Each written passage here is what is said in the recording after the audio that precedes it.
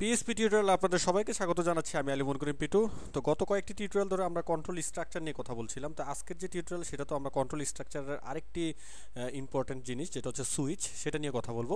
তো চলুন শুরু করা যাক। ফার্স্টে আমি আমার যে নোটপ্যাড সেটা ওপেন করলাম, নোটপ্যাড প্লাস প্লাস যেহেতু আমরা কাজ করছি। তো তারপরে যেটা করব সেটা হচ্ছে আমার যে ফাইলটা আছে সে ফাইলটাকে আমরা সেভ করব। তো আমি চলে যাই ফাইল, সেভ অ্যাজ, তারপর আমরা চলে যাব হচ্ছে কম্পিউটার, লোকাল ডিস্ক সি, ওয়াম্প, ডাব্লিউ ডিরেক্টরি। তারপর হচ্ছে আমি যে ফোল্ডার ওপেন করে রেখেছিলাম ডাব্লিউ ডিরেক্টরিতে সেটা ছিল পিএসপি।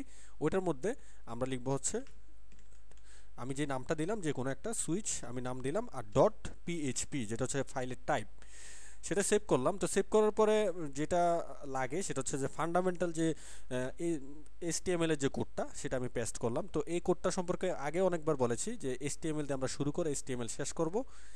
মাঝখানে হ্যাড ট্যাগ যেটার মধ্যে আমরা একটা টাইটেল দিয়েছি, আর এটা হচ্ছে বডি। এই বডির মধ্যে আমরা যেটা লিখবো সেটা হচ্ছে ব্রাউজার আমাদেরকে ডিসপ্লে করে দেখাবে। তো এখানে যেটা করব ফার্স্টে সেটা হচ্ছে যে আমরা পিএসপি কিভাবে শুরু করতে হয় সেটা আমরা আগেই জানি, যে আমরা একটা less than sign, question mark, তারপর পিএইচপি লেখে সেটা শেষ করব, আবার একটা question mark, greater than sign দিয়ে। তো এইভাবে আমরা পিএইচপি শুরু করি এবং শেষ করি। তো এখন আমরা যেটা করব, ফার্স্ট একটা ভেরিয়েবল নিব। তো সেই ভেরিয়েবলটা আমরা নিলাম হচ্ছে একটা নাম। অর্থাৎ আমরা জানি যে পিএইচপির যে ভেরিয়েবল সেটা ডলার সাইন দিয়ে শুরু করতে হয়। তো সেটা করে আমরা ইকুয়াল যে কোনো একটা ভ্যালু নেই, তো নিলাম হচ্ছে 1। তো এখন আমরা এখানে সুইচ যে কন্ট্রোল স্ট্রাকচার সেটা ইউজ করব। তো আগে বলে নেই যে সুইচটা কেন ইউজ করা হয়। তো সুইচ নামটা শুনে আসলে বুঝতে পারছেন যে সুইচ জিনিসটা কি হতে পারে। যেমন পাখার সুইচ হতে পারে, যে লাইটের সুইচ এরকম। তো সুইচ হচ্ছে যে কোনো আমরা যখন যে এর আগে যখন আমরা ইফ এলসের কাজ করেছিলাম, তো এই ধরনের যদি কোনো সিঙ্গেল স্টেটমেন্টের কাজ হয় তো সেই ক্ষেত্রে সুইচটা ব্যবহার করা হয়। যেমন আপনি আমি যদি উদাহরণ দিই, যেমন আপনি যদি চান যে একটা ভোটিং মেশিন তৈরি করবেন, যে ভোট দেওয়ার জন্য মানুষ একটা ইভিএম তৈরি করবেন, অর্থাৎ ইলেকট্রনিক ভোটিং মেশিন যেটা তৈরি করা হয়। তো ওই ধরনের মেশিনে যদি আপনি ইউজ করেন যে ওয়ানে চাপলে ভোটটা চলে যাবে এতে, যদি টুতে চাপে তাহলে ওই দলে ভোট চলে যাবে। তো এই ধরনের কাজগুলোতে সুইচটা ব্যবহার করা যেতে পারে। তো আমরা যখন পরবর্তীতে অনেক কাজ করব সেক্ষেত্রেও যখন আমরা কোনো অ্যাপ্লিকেশন তৈরি করব, ওয়েব অ্যাপ্লিকেশন, তো সেক্ষেত্রেও এই সুইচ, তারপরে এই যে যত টিউটোরিয়াল আমার দেখানো হচ্ছে সবগুলোই মোটামুটি কাজে লাগবে। তো আজকে দেখি আমরা সুইচ কীভাবে কাজ করে। তো সুইচ কাজ করে লেখার জন্য আমি জাস্ট লিখবো হচ্ছে সুইচ, SWITCH, সুইচ।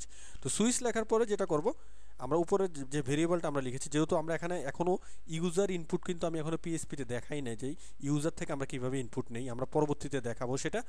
তো আপাতত যেহেতু আমি উপরে নাম্বার দিয়ে আমি একটা ভেরিয়েবল দিয়ে ডিক্লেয়ার করে ওটার একটা ভ্যালু দিয়ে দিয়েছি, তার মানে 1, মানে 1 নম্বর সুইচ আমি ধরুন যে চেপে রেখেছি।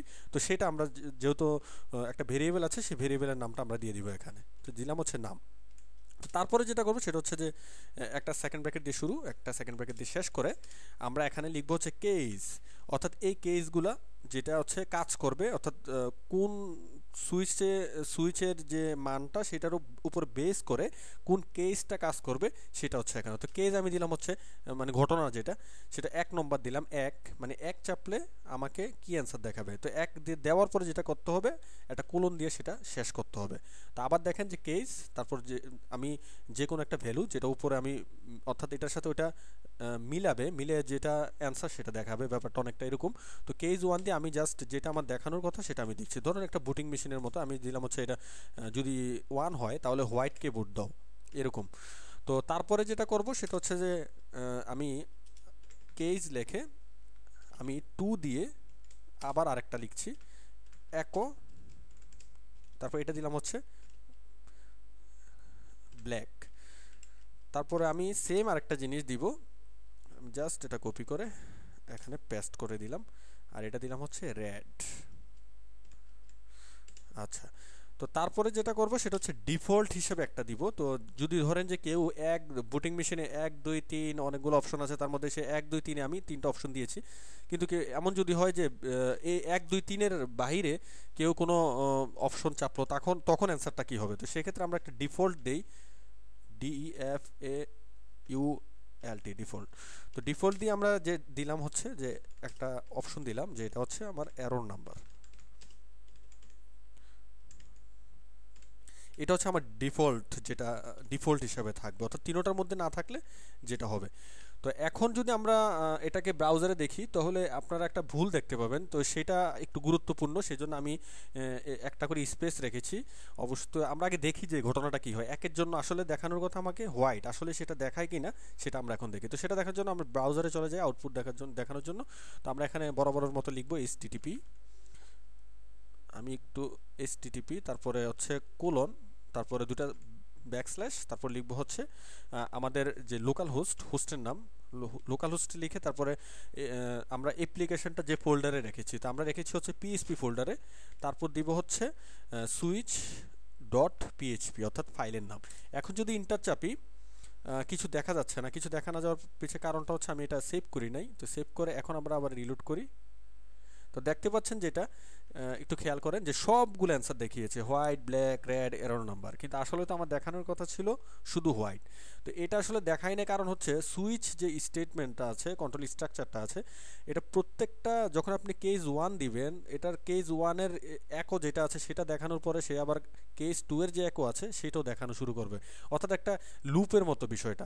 তো সেটা যাতে না হয় সেটা করার জন্য আমাদের একটা কিওয়ার্ড ইউজ করতে হয়, যেটা হচ্ছে ব্রেক। তো এই জিনিসটা মনে রাখবেন। তো ব্রেক ইউজ করলে যেটা হবে, এই ঝামেলাটা আর হবে না। আমি জাস্ট এখান থেকে কপি করে সবগুলোর মধ্যে আমি ব্রেক দিয়ে দিলাম। এখন সেভ করে আমরা যদি দেখি তাহলে দেখেন যে শুধু হোয়াইট দেখাচ্ছে, তার মানে এই সমস্যাটা আর রইল না। এখন যদি আমরা এটা 1টা উঠাই দিয়ে আমরা যদি এখানে 2 দেই, তাহলে আমরা চেক করে দেখি যে আসলে ঠিক আছে কিনা। দেখেন যে ব্ল্যাক দেখাচ্ছে। আর আমরা যদি এখানে এই 3টি অপশনের মধ্যে নেই এরকম একটা নাম্বার দিই, যেমন 10 দিলাম, সেভ করলাম, এখন যদি আবার রিলোড করি তাহলে আমাকে দেখাচ্ছে এরর নাম্বার। তার মানে হচ্ছে আমার এখানে প্রত্যেকটা স্টেটমেন্ট এখন এখানে কাজ করছে। তো এই যে 1টা সেটা আরেকভাবে লেখা যায়, এটা যদি আপনি এখানে ডাবল কোটেশনের মধ্যে দেন তাহলেও তেমন একটা সমস্যা হবে না। যেমন আমি যদি ডাবল কোটেশন দিলাম, 1 দিলাম, এখন যদি দেখি দেখেন আমাকে হোয়াইট দেখাচ্ছে। আর যদি সিঙ্গেল কোটেশনের মধ্যে দেই, তাহলে দেখি কি দেখায়। সেভ করলাম, আবার রিলোড করলাম, তাহলে দেখছেন কোনো সমস্যা দেখাচ্ছে না। তার মানে হচ্ছে আপনি ক্যারেক্টার, তারপরে ডেসিমেল নাম্বার, এগুলো দিয়েও আপনি এটা করতে পারবেন। শুধু তাই নয়, আপনি যদি এখানে এ দেন, যেমন আমি ক্যাপিটাল এ দিলাম, তো সেটাকে আমি অবশ্যই ক্যারেক্টার একটা সাইন দিলাম, একটা কোটেশন, সিঙ্গেল কোটেশনের মধ্যে ক্যারেক্টার থাকে, অথবা ডাবল কোটেশনের মধ্যে, পিএইচপির আমরা আগে দেখিয়েছিলাম। তো আমি যদি এখানে আবার এ দেই, অর্থাৎ এর জন্য হোয়াইট দেখাও, দেখেন যে হোয়াইট দেখাচ্ছে। তো দেখতে পেলেন যে কিভাবে এখন এই জিনিসটা কাজ করে, অর্থাৎ এটা ইন্টিজার, ক্যারেক্টার সব কিছু নিয়ে আপনার এভাবে কাজ করতে পারে। আপনি যদি হোয়াইটটা লিখে দেন তাহলেও সেটা কাজ করবে।